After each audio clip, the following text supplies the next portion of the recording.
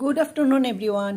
আমাদের নিরামিষ চলছে, তাই প্রতিদিন একটা না একটা কিছু রান্নার চেষ্টা করি, কারণ ভাত খেতে সব সময় তো আর এক নিরামিষ দিয়ে খেতে ভালো লাগে না। আমি যদিও একটু আমিষ পছন্দ করি, তার জন্য আমার নিরামিষটা বেশি চলে না। তাই একদিন লুচি বানিয়ে নিই, একদিন খিচুড়ি বানিয়ে নিয়েছি। আজকে একটু খিচুড়িতে চেঞ্জ আসে একটা, তো মুগ ডাল দিয়ে আর গোবিন্দভোগ চাল দিয়ে একটু খিচুড়ি বানালাম সব সবজি দিয়ে। সাথে আরও একটু রান্না করেছি গাজর ভাজা, তারপর একটা সবজি পনির টনির দিয়ে এইসব করলাম।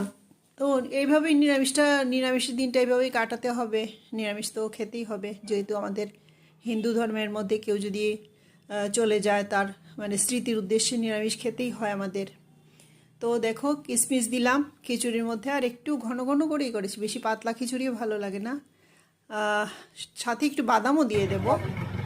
বাদাম দিলে, কিশমিশ দিলে একটু টেস্টটা একটু বাড়ে, আর একটু ঘিও দেবো সাথে। এই হলো আমার খিচুড়ি রান্না কমপ্লিট হয়ে গেছে।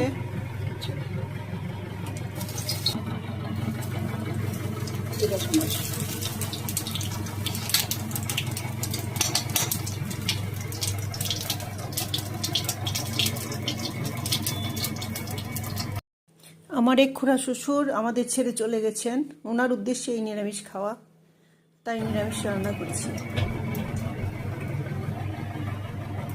গাজর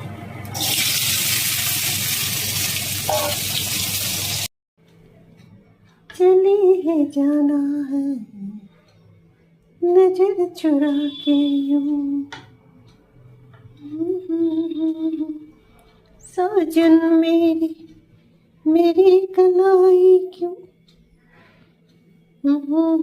बना, मरता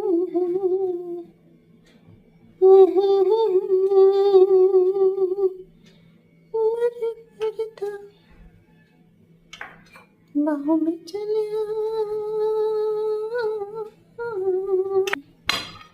पर्दा।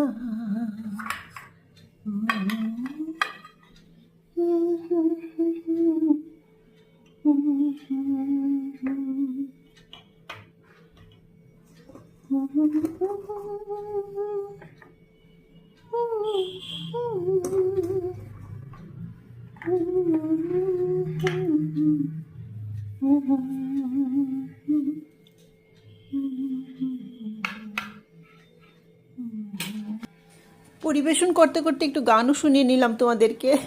আমার একটু স্বভাবে এরকম যে আমি রান্না করার সময় গান করি, পরিবেশন করার সময় গান করি, সারাদিনই গান করি। আর হয়তো মনটা একটু ভালো থাকে গান টান গাইলে, তো একটু গানও